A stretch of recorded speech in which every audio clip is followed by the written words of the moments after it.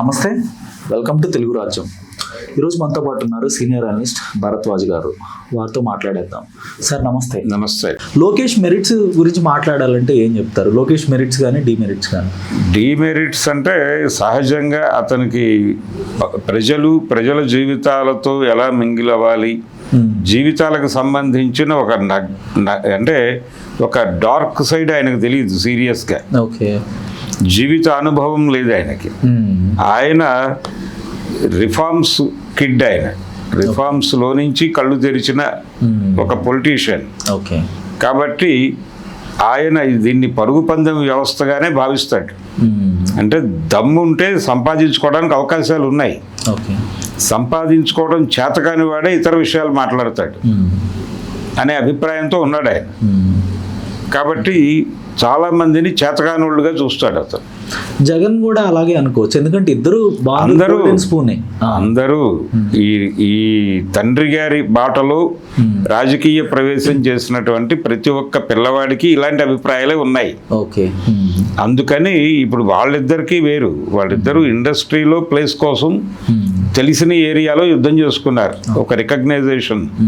ఈయన్ని family own చేసుకోలేదు, ఇతను ఎన్టీఆర్ మనవడు, ఎన్టీఆర్ బ్లడ్ బ్రీడు అని బాలకృష్ణ గారు ఏమీ ప్రమోట్ చేయలేదు. అయినప్పటికీ అతని యుద్ధం అతను చేస్తున్నాడు. అక్కడ కూడా తన ఉనికిని, అంటే చిరంజీవి కంటే ముందు నుంచి ఇండస్ట్రీలో ఉన్న కుటుంబం అది, దాన్ని చిరంజీవి ఓవర్ షాడో చేస్తున్నాడు. కాబట్టి దానిలో నుంచి తన ఇమేజ్ని, తన ఫ్యామిలీ లెగసీని బయటకు తెచ్చుకోవడం కోసం అతను యుద్ధం చేశాడు. కాబట్టి ఈ యుద్ధాలు ఉన్నాయి వీళ్ళ పట్ల. అలాగే చాలా కాన్షియస్గా వీళ్ళ మధ్య యుద్ధాలు ఉన్నాయి. అలాగే రాజకీయాల్లోకి వారసులు రావటానికి కారణం రాజకీయం వ్యాపారంగా మారటం. రాజకీయంగా ఉండుంటే ఈ వారసులు ఎవరు వచ్చేవాళ్ళు కాదు. ఓకే. ఇంక్లూడింగ్ జగన్తో సహా అందరూ. ఓకే. వాళ్ళు ఇతర వ్యాపారాల్లోకి వెళ్ళిపోయి తండ్రి గారి సపోర్ట్తో వాళ్ళ బతుకువాళ్ళు బతికేవాళ్ళు. వైఎస్ రోజుల్లో ఆయన బెంగళూరులో ఇండస్ట్రియలిస్ట్గా ఎదగాలనుకున్నాడు. ఎందుకు వచ్చాడు రాజకీయాల్లో కంటే ఇది బాగుంది కాబట్టి, ఇక్కడ షేప్ మారింది కాబట్టి. సో లోకేష్ కూడా అంతే, అమెరికా వెళ్ళిపోయి ఏదో చేయాలని అనుకుంటున్నానని అతను ఒక ఇంటర్వ్యూలో చెప్పాడు. అది ఉంది ప్రింట్ అయ్యి ఇప్పటికీ సజీవంగానే. ఏది చంద్రబాబు గారు పాదయాత్ర చేసినప్పుడు ఆయన్ని పరామర్శించడానికి ఆ టెంట్ దగ్గరికి వచ్చాడు లోకేష్ తల్లితో పాటు. ఓకే. ఎప్పుడైతే డబ్బు ప్రవాహం రాజకీయం వ్యాపారంగా మారిన తర్వాత వారసులు పార్టీలని, తండ్రి గారి లెగసీని వదులుకోవడానికి సిద్ధపడలేదు. మనం గతంలో చాలా మంది నేతలు ఉన్నారు, ప్రకాశం పంతులు గారు, నీలం సంజీవ్ రెడ్డి గారు, బ్రహ్మానంద రెడ్డి గారు. కుమారులు ఎవరు కూడా రాజకీయాల్లోకి వచ్చి వాళ్ళు ఎస్టాబ్లిష్ చేసుకునే పరిస్థితి లేదు. కానీ ఎప్పుడైతే డబ్బు ప్రవాహం మొదలైందో రాజకీయాల్లో కొంత వారసులు ఇప్పుడు రాజకీయాల వైపే వాళ్ళు కూడా దృష్టి. రామారావు గారి కొడుకులు ఉన్నారు, వాళ్ళకి ఈయన ఎందుకు వెళ్తున్నాడో అర్థం కాలేదు రాజకీయాల్లోకి. ఏముంది అక్కడ, డబ్బులు పోగొట్టుకోవడం తప్ప అనుకున్నారు. ఆయన డబ్బులు పోగొట్టుకోకుండా తన ఇమేజ్ మీద బిజినెస్ చేశాడు అక్కడ. ఆల్రెడీ ఆయన పొలిటికల్ ఎంట్రీ ఇవ్వటానికి ముందు రోజు, ప్రకటనకి ముందు రోజు ఆయన ఆస్తులన్నీ పిల్లలకి పనిచేశాడు.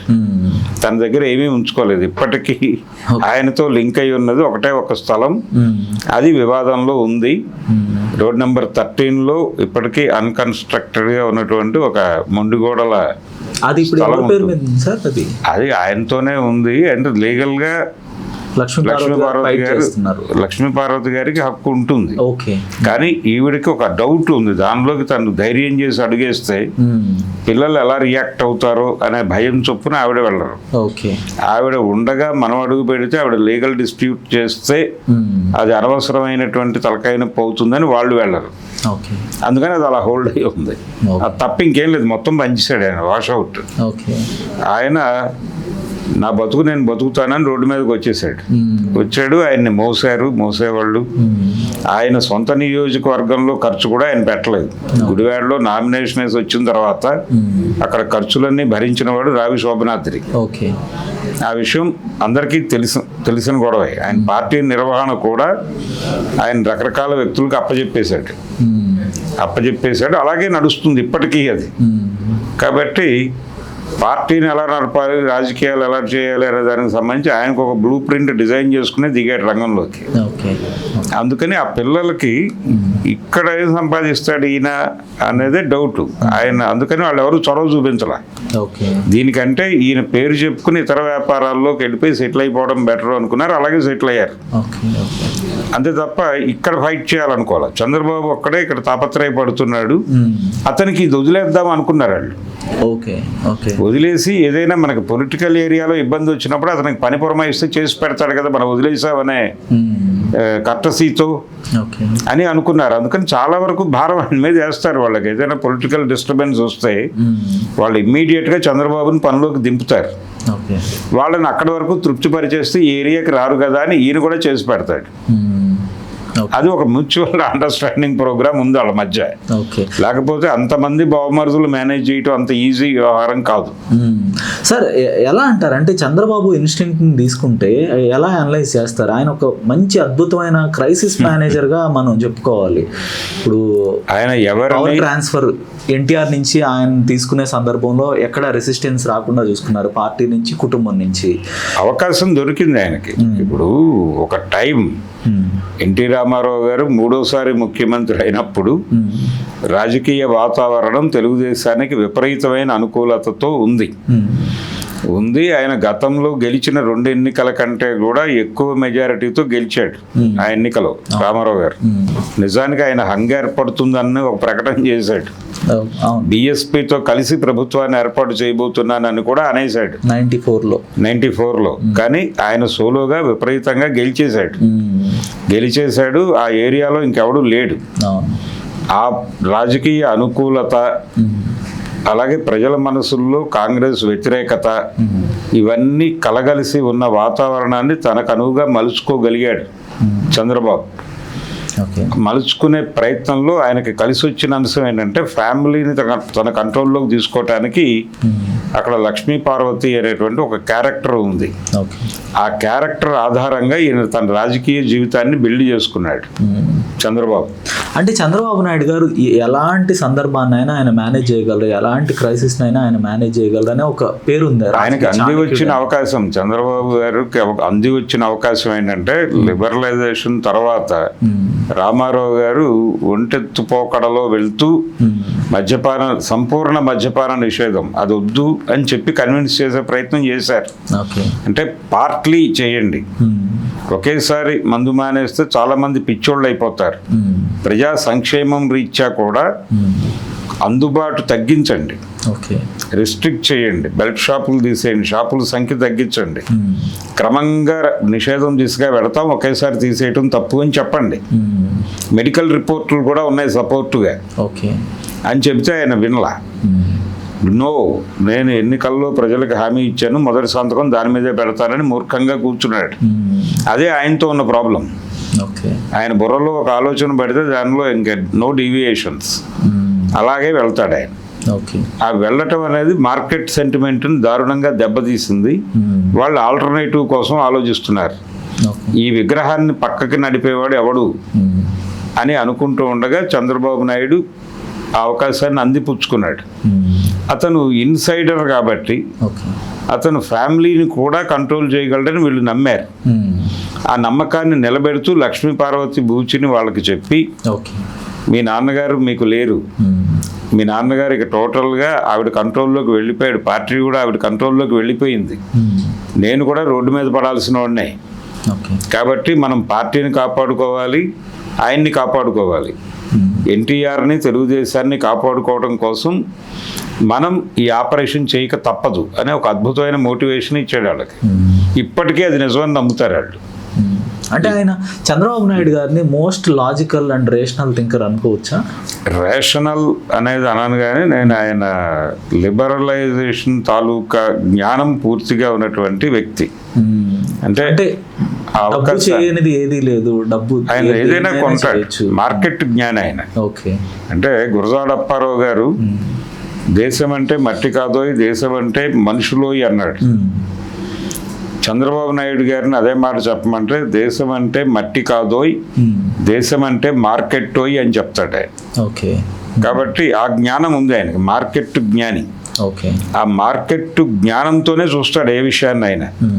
ఆయన ప్రతి మాటలోనూ ఎక్కడో చోట మార్కెట్ రెఫరెన్స్ ఉంటుంది. ఓకే. సో ఆయన అలా డిజైన్ అయ్యాడు.